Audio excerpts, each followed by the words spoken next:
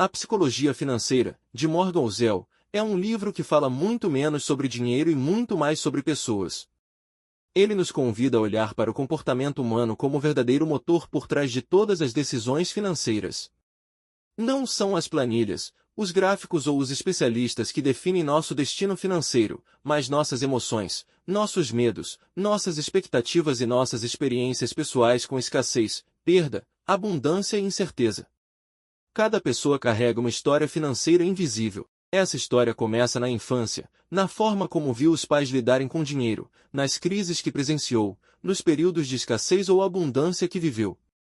Essas experiências moldam profundamente a forma como cada um enxerga risco, segurança e oportunidade. Uma pessoa que cresceu durante a hiperinflação brasileira dos anos 80 e início dos anos 90, por exemplo, aprendeu que o dinheiro parado perde valor rapidamente. Aprendeu que o amanhã é incerto e que o presente precisa ser aproveitado. Já alguém que cresceu após o Plano Real, em um ambiente de maior estabilidade monetária, desenvolveu uma relação diferente com poupança, investimento e planejamento de longo prazo. Nenhuma dessas visões é errada. Elas são respostas emocionais a contextos diferentes. Por isso, decisões financeiras nunca são apenas racionais. Elas são emocionais, culturais e históricas. O livro nos mostra que riqueza não é o que você vê, mas o que você não vê.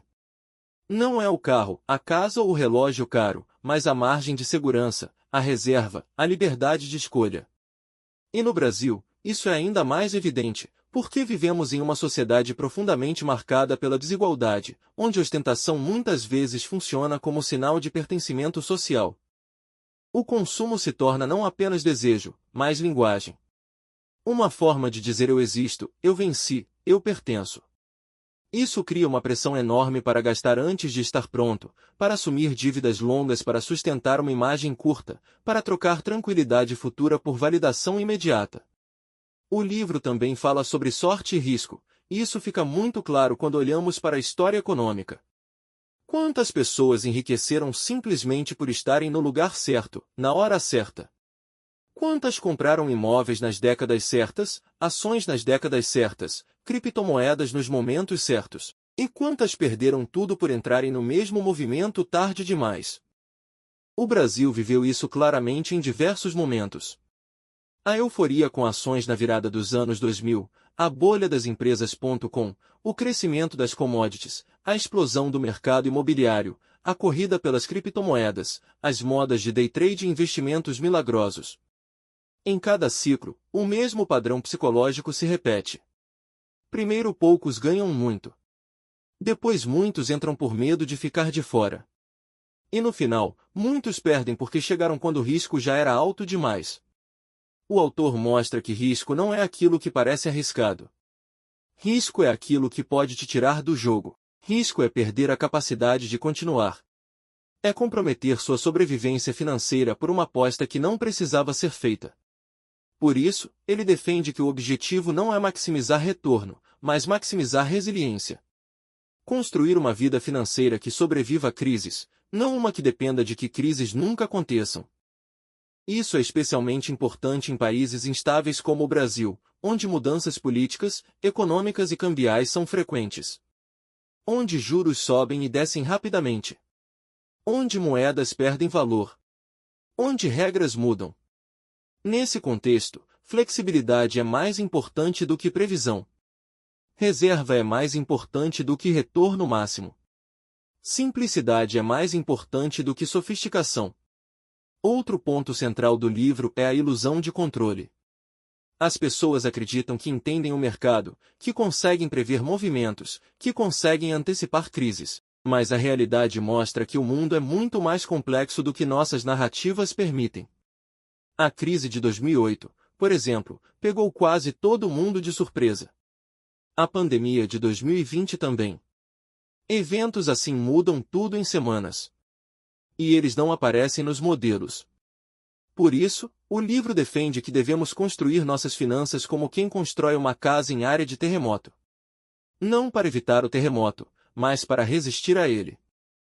Isso significa não apostar tudo em um único cenário. Não assumir que o futuro será uma continuação do passado. Não construir planos que só funcionam se tudo der certo. O livro também fala sobre paciência como virtude financeira. E isso é algo profundamente contracultural.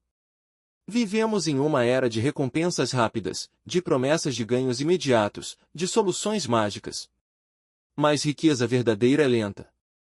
Ela cresce devagar, silenciosamente, ao longo de décadas.